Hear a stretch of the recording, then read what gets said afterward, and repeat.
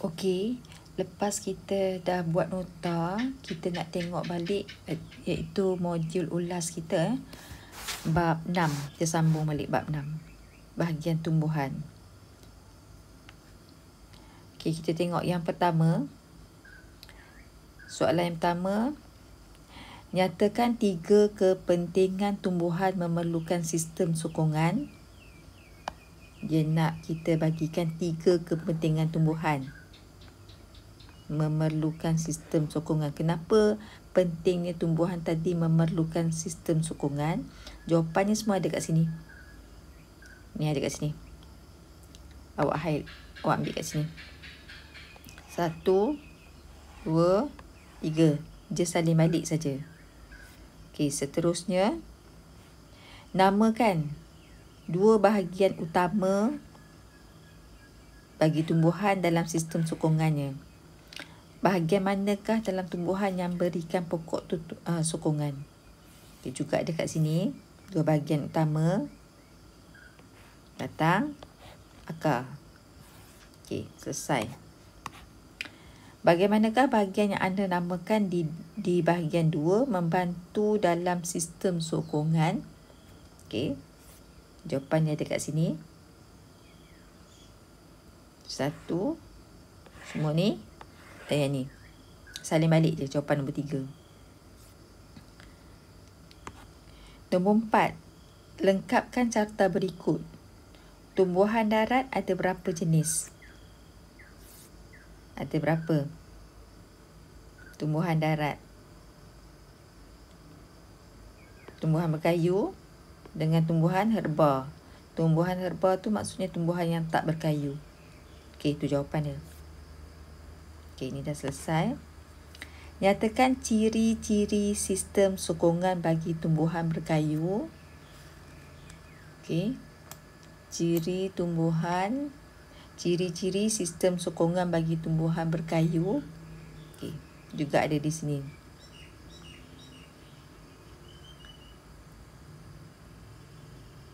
Yang ni. Tisu berkayu, sistem sokongannya ialah tisu berkayu yang keras, kuat dan tegar. Itu jawapan dia. Ya. Kemudian nombor 6, nyatakan ciri-ciri sistem sokongan bagi tumbuhan yang tidak berkayu. Juga ada dalam nota.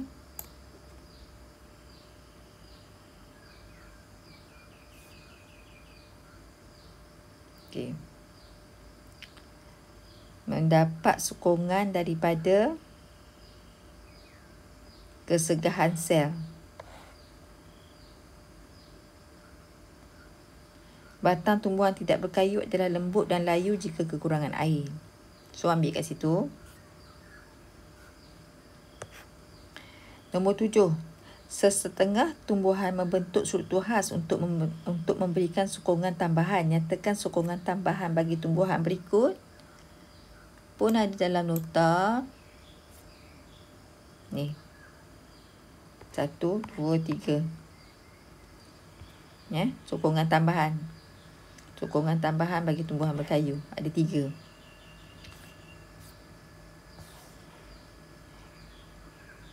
Sokongan tambahan untuk tumbuhan yang tidak berkayu pun ada kat sini jawapan dia. Suluh paut, akar cengkam, batang berongga. Okey, lagi apa lagi? Nombor 7 dah. Nombor 8. Namakan jenis akar. Jenis akar ni pun ada dalam buku teks kan. Akar bani, akar sokong, akar cengkam. Contohnya macam pokok orkid tu, akar cengkam. Ada kat sini. Okey.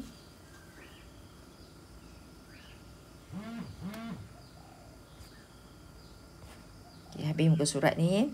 Seterusnya, kita tengok sistem sokongan tumbuhan akuatik pula. Ya. Okey, nombor 1. Nyatakan sokongan utama bagi tumbuhan akuatik. Sokongan utama dia apa dia? Sokongan utama, paling utama untuk adalah, ni jawapan dia. daya apungan air. Okey. Namakan tisu yang terdapat pada batang dan tumbuhan akuatik. Tisu. Tisu apa? Tisu erenkima. Apakah tisu erenkima? Tisu erenkima tu apa dia? Ni jawapan ni dekat nombor 4 ni. Tisu erenkima ni tisu yang banyak ruang-ruang udara. Awak boleh andaikan tisu erenkima ni macam span. Ya, span yang span kita basuh kain ke apa ke? Span kita basuh kain pula. Span kita cuci pinggan tu. Macam tu lah tisu. Dia ringan. Okey, ada. Raja 1 menunjukkan sejenis tumbuhan. Okey, tengok raja 1. Bagaimanakah tumbuhan ini boleh terapung di atas permukaan air? Ini macam teratai kan? Kenapa dia boleh terapung di atas permukaan air? Jawapan dia, sebab daya apungan air dan kehadiran tisu erenkima. So, jawapan dia ada 2. Jawapan yang pertama awak tulis sinilah. Yang pertama sebab wujudnya daya apungan air. Sebab yang kedua ada tisu erenkima dalam tumbuhan tu. Okey. Lukiskan. Dia suruh kita lukiskan. Lukiskan. Awak lukis yang ni lah. Awak ambil gambar rajah ni. Awak lukiskan kat sini. Ya. Kita buat lukisan yang simple saja. Lukisan yang simple. Buat macam ni saja. Tak payahlah nak betul-betul macam tu sangat. Buat macam bulat-bulat ni, lepas tu awak label ni. Ini adalah pundi udara. Okey. Selesai bersuat ni. Ini adalah nota untuk menentukan usia tumbuhan berkayu. Sama dalam buku teks. Sama.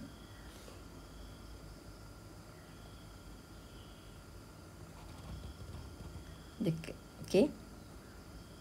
Pada penggerudi ni, apabila kita gerudikan kayu ni kat dalam pokok, bila kita keluarkan mata gerudi tadi, kita akan dapat belang-belang macam ni. Bila kita keluarkan mata gerudi ni, kita akan dapat corak-corak macam ni. Daripada sinilah kita akan kira gelang pertumbuhan dia. Ya. Mungkin mata gerudi yang khas untuk pokok lah. Okey, ni ada. Okey, kita tengok soalan yang pertama.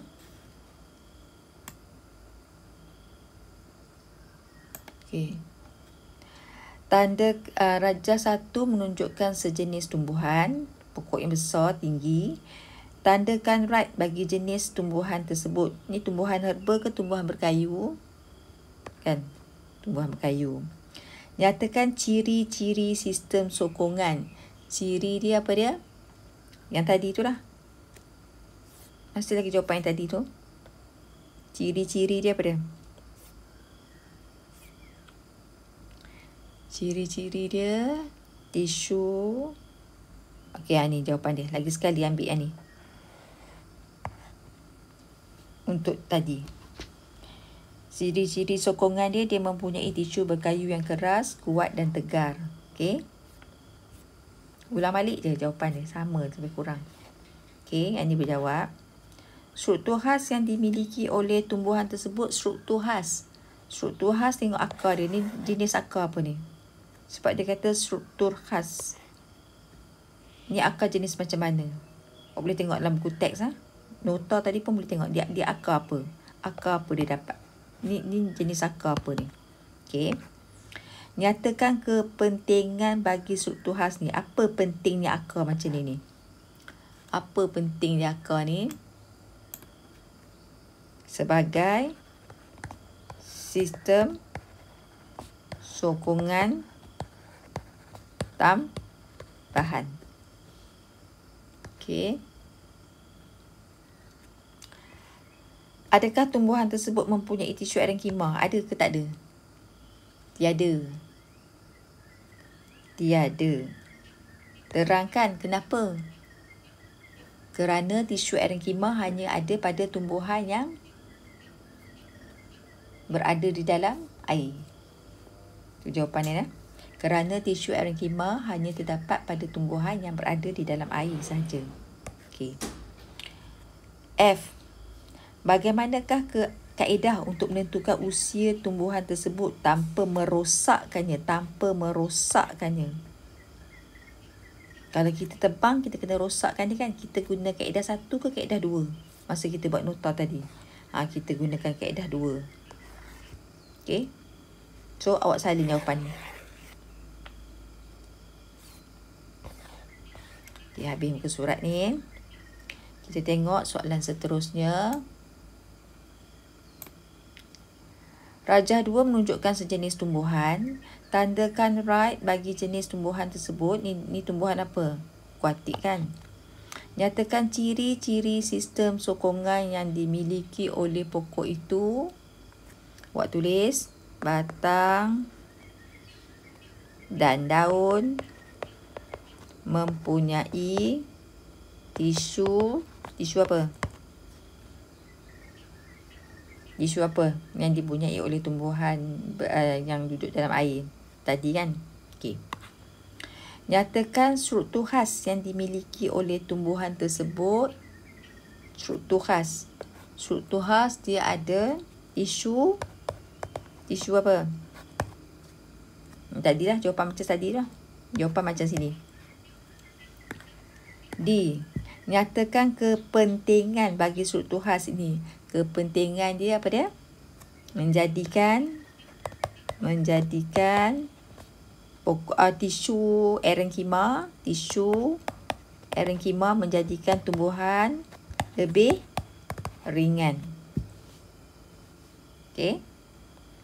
Lukiskan struktur khas macam tadi, lukisan macam tadi juga. Lukis buat kecil-kecil macam ni, jangan besar-besar sangat pundi udara ni. Lepas tu labelkan ni apa dia? Pundi udara. Okey. Adakah tumbuhan tersebut mempunyai tisu erenkima? Adakah tumbuhan ini mempunyai tisu erenkima? Yalah. Ya. Terangkan. Kenapa? Sebab tisu erenkima menjadikan tumbuhan itu lebih ringan untuk terapung di atas air. Kerana tisu erenkima menjadikan tumbuhan itu lebih ringan untuk terapung di atas air. Okey, saya dah bagi jawapan. Adakah kaedah menentukan usia tumbuhan ini? Adakah kaedah menentukan usia tumbuhan ini adalah seperti tumbuhan berkayu? Tidak. Jawapan dia tidak. Sebab kerana tumbuhan ini tidak mempunyai batang berkayu yang kuat. Tak boleh lah kan? Kita tak boleh gunakan kaedah macam tadi. Sebab tumbuhan terapung ini tidak mempunyai batang berkayu yang kuat. Okey, saya dah bagi jawapan dah. Seterusnya kita tengok soalan objektif. Okey, nombor 1. Antara padanan berikut yang manakah betul tentang haiwan dan jenis rangkanya? Yang mana betul? Cicak rangka luar ke rangka dalam? Okey, cikgu rasa yang ni senang. Saya nak awak buat sendiri. Rajah 1 menunjukkan penjelasan sistem sokongan dalam haiwan. Sistem sokongan dalam haiwan. Antara contoh haiwan berikut yang manakah boleh mewakili haiwan dalam kumpulan P? Invertebrata. Tapi dia berangka luar. Invertebrata. Bukan. P ni apa dia? Invertebrata ni tak ada tulang belakang. Ni semua tak ada tulang belakang kan? Okey. Yang A, B, C, D ni semua tak ada tulang belakang. Yang rangka luar yang mana? Yang ada rangka luar.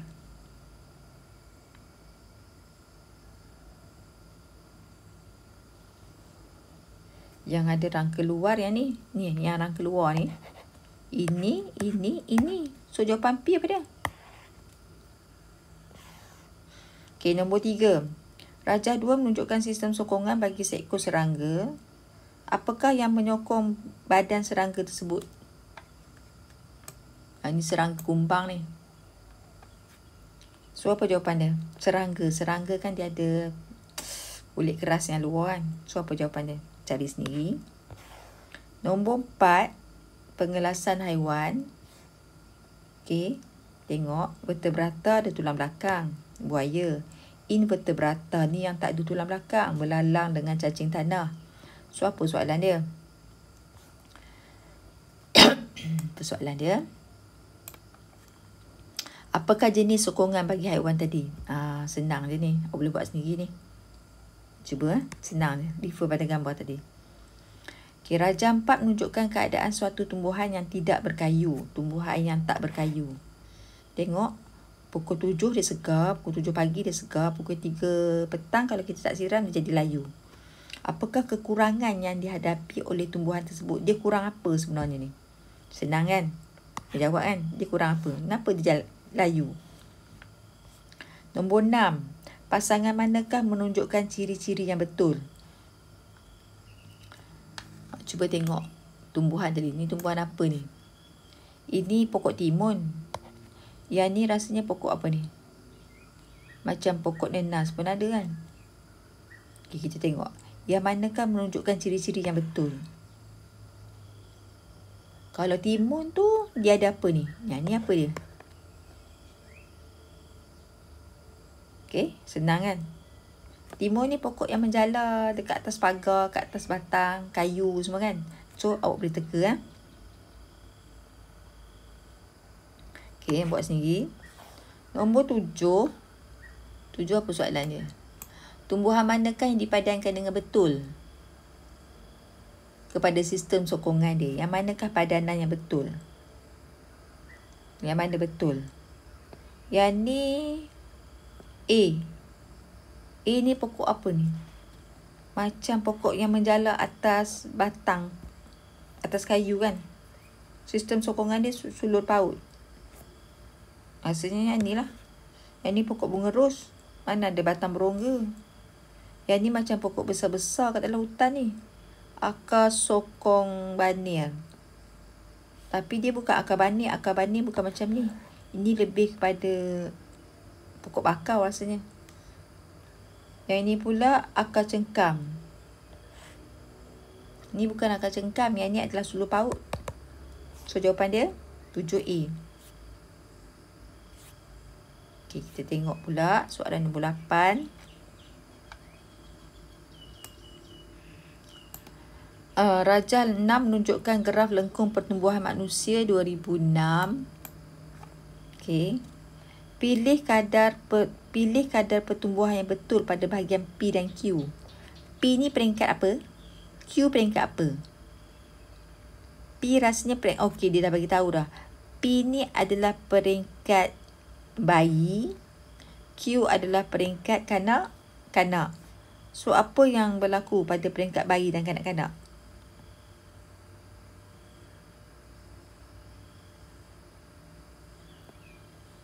Ada kan dalam nota kan? Boleh cari kan? Cuba cari sendiri. Rajah 7 menunjukkan graf lengkungan dan graf lengkungan pertumbuhan manusia tahun 2007. Bagaimanakah menunjukkan pertumbuhan yang paling pesat, paling cepat? Apa jawapan dia?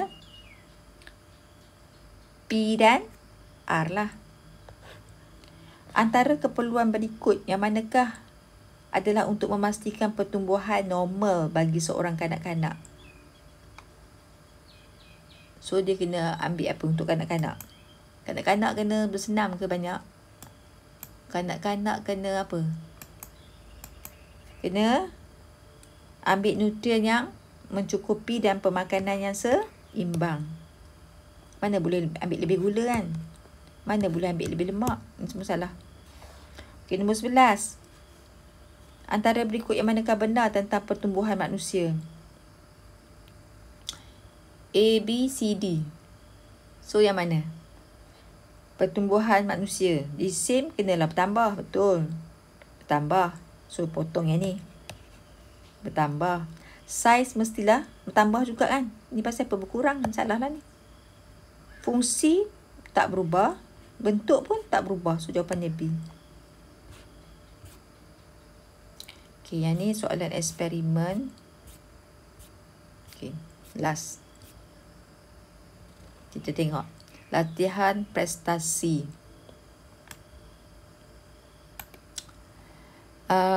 Raja 1 menunjukkan peringkat percambahan biji benih.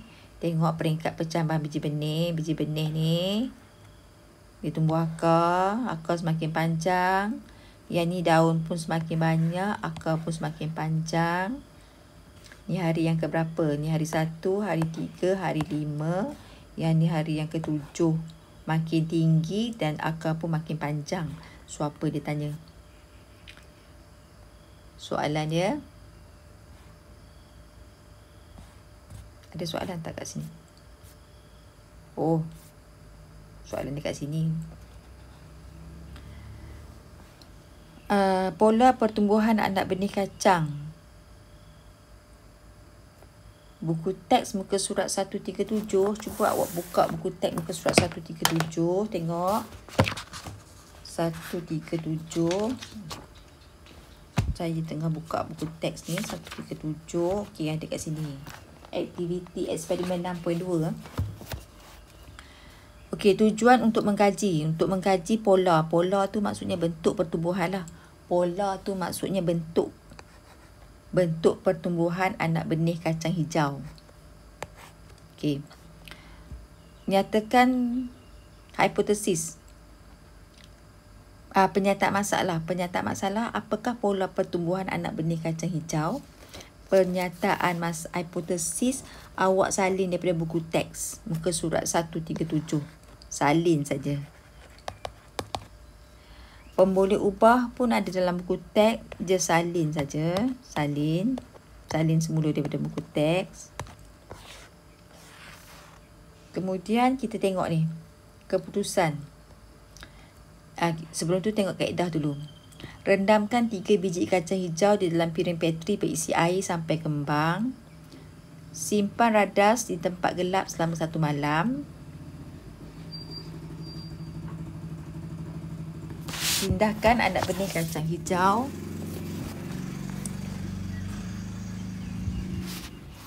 Sekejap ya.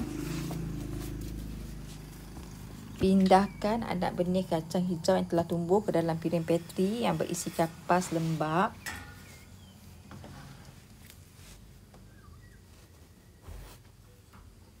Ukur panjang setiap anak benih kacang hijau menggunakan pembaris.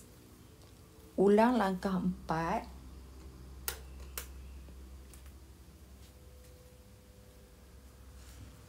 Setiap hari sehingga 7 hari. Dan rekod ketinggian anak benih kacang hijau dalam jadual. Hitung purata ketinggian anak benih kacang hijau. Okey. Jadi kita kena ukur dekat gambar raja tadi tu lah. Okay, awak ambil pembaris. Awak cuba ukur. Hari pertama sampai hari 7. Kita ambil hari 1, hari 3, hari 5, hari 7 saja. Ambil yang ganjil. Yang ni tak payah lah. Yang ni tak hari apa? Tadi hari apa? Hari 1. 1, 3, 5, 7. Yang hari 1. Ni tak payah. Okey. Anak benih yang ni dia buat anak benih 1, 2 dan 3 kan. So kita pakai 1 anak benih sajalah. Sebab kita pun tak buat eksperimen ni. Yang ni tak payah. Purata pun tak payah. Purata ni kalau kita ambil sampai 3. So kita ambil pembaris, awak ukur je lah. Cuba tengok. Ni berapa panjang dia agak-agak. Agak-agak awak berapa panjang dia ni.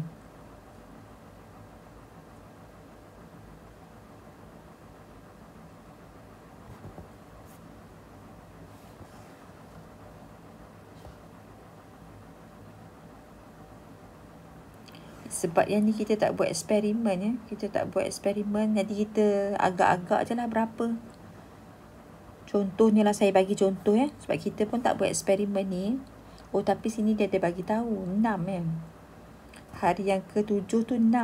Ketinggian dia 6 cm. Yang kita agak-agak je lah ya.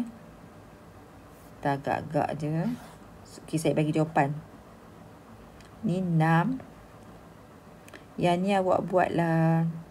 Contohnya. Berapa? 5. Yang ni 3. Yang ini 1. Yang ni 0.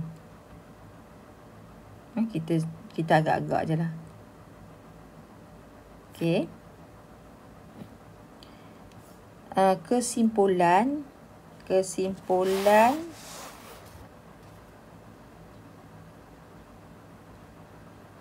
Tengok sekejap.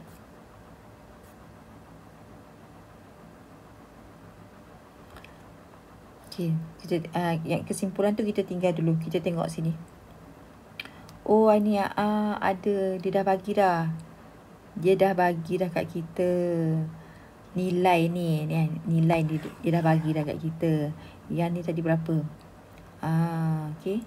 Jadi kita pakai nilai ni je lah. Okey, yang ni kita padam. Kita padam yang ni. Kita padam ni. Kita padam ni. Sebab dia dah bagi nilai ni kat kita. Saya tak tengok belakang ni ada nilai dia. 0. Hari 1 0. Hari 3 1.2. Hari 5 2.8. Hari yang ke-7 tadi 6 kan? Hari yang ke-7 6.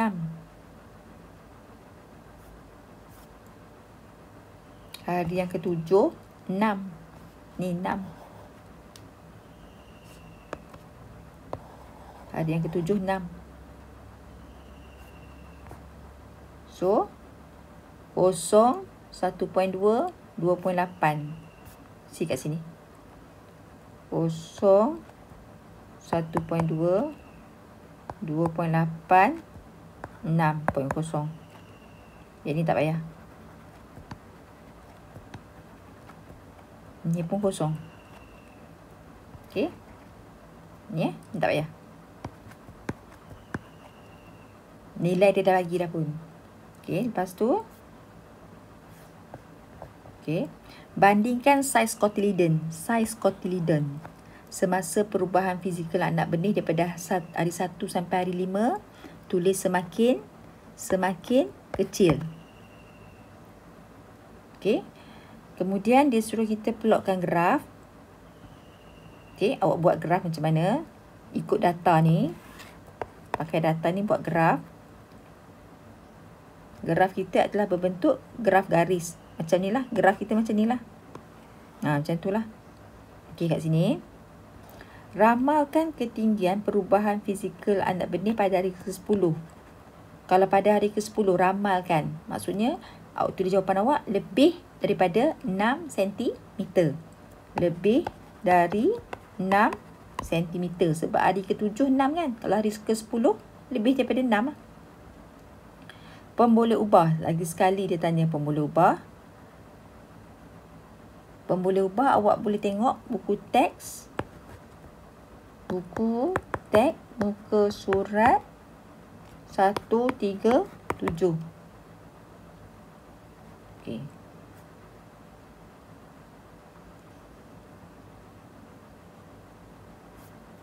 Awak jawab yang ni dulu. Yang satu lagi nanti kita akan bincang kemudian.